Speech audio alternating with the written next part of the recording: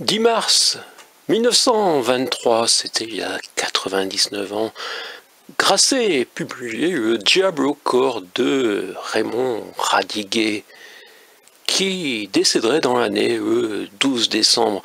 Il avait 20 ans et certains reprocheraient à l'éditeur d'avoir lancé ce jeune romancier donc de 20 ans en faisant croire qu'il s'agissait d'un livre écrit à 17 ans, alors que si la première mouture effectivement fut écrite à ses 17 ans, il a retravaillé sous la coupole, on pourrait dire, de Jean Cocteau. Jean Cocteau précise: je l'ai emmené à Chantilly où je l'ai bouclé dans une chambre d'hôtel et je lui ai fait écrire la magnifique fin de son livre. On peut sourire de magnifique fin pour une fin finalement assez banale de ce petit livre d'une centaine de pages qui n'apporte pas grand chose. Même Cocteau osait dire écrire un des 4 ou 5 chefs-d'œuvre de la littérature française. On peut dire que c'était déjà du copinage. Et dans cette présentation, puisque pour que le livre dépasse les 150 pages, même pas les 120 pages, il faut quand même une longue introduction, on reprend, enfin l'éditeur reprend l'historique. Donc le 10 mars 1923, Le Diable au corps paraît en librairie. L'exemplaire est ceint d'une bande affirmant le chef-d'œuvre d'un romancier de 17 ans. En matière de publicité, Grasset innovait et d'aucuns lui reprochèrent alors de lancer un écrivain comme une marque de lessive. Les journaux furent submergés d'informations concernant l'auteur. Affiches et placards relançaient la question: avez-vous vu?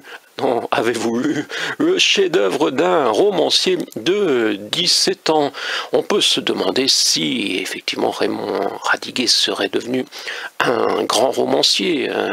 Le fait de mourir est forcément toujours une injustice. Né en 1903, Georges Simenon peut-être n'avait pas atteint cette qualité d'écriture, parce qu'il y a quand même une qualité d'écriture à 17 et 20 ans, mais son œuvre serait nettement plus essentielle pour la littérature que celle de Raymond Radiguet. On peut dire que c'est une fusée qui a disjoncté, mais on peut aussi considérer que le sujet était polémique. Et oui, tandis que son mari, qu'elle ne connaissait pas finalement, qu'elle venait tout juste d'épouser à 19 ans, était à la guerre, Madame Marthe s'amuse avec un ami de la famille qui a 16 ans et il devient son amant. Elle en a un enfant. Elle meurt et la fin exceptionnelle, c'est simplement qu'elle a appelé son enfant du nom de son amant et avant de mourir, elle a appelé son amant et le mari. Oui, c'est la dernière page, je vous la dévoile. Le mari va croire qu'elle appelle son enfant et sera touché pour la vie, ce que l'on peut comprendre. Le mari qui n'a pas tout compris, car on ne lui a pas tout dit, comme on n'a sûrement pas tout dit à tous les maris trompés. Mais durant cette guerre, c'était une conséquence.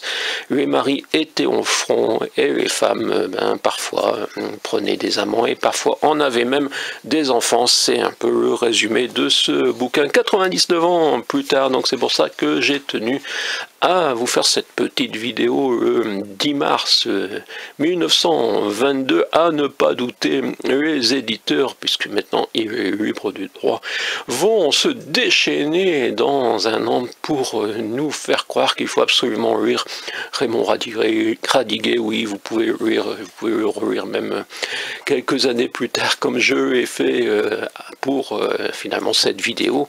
Oui, car j'ai préparé un tout petit peu, j'ai effectué une relecture du Diable au corps de Raymond Radiguet, que je ne conseille pas forcément, même si effectivement il vaut mieux pour une forme, on pourrait dire, de culture générale, connaître les œuvres qui ont fait des grands succès et auxquelles même de nombreux auteurs se réfèrent, parfois pas toujours avec, on pourrait dire, honnêteté, puisqu'il s'agit parfois de se placer dans la perspective. Et oui, comme vous le savez, maintenant, on considère que tous les jeunes ont un talent exceptionnel, mais Monsieur Radiguet n'en avait pas encore un. Il était simplement un enfant qui avait pu s'adonner énormément à la lecture et qui a remâché tout ça dans un bouquin, on peut dire autobiographique à 90%, même si l'éditeur et son ami Cocteau a essayé de faire croire le contraire, mais il y avait une grande part d'autobiographie. Tout le monde, tous les observateurs indépendants et travaillant sur des données fiables le reconnaissent. Ici, mon cul canker si blanc, comme vous le voyez, il arrive également à un des administrés de pratiquer un peu de lecture, oui, on peut dire de pratiquer la lecture dans une vie quasiment confinée.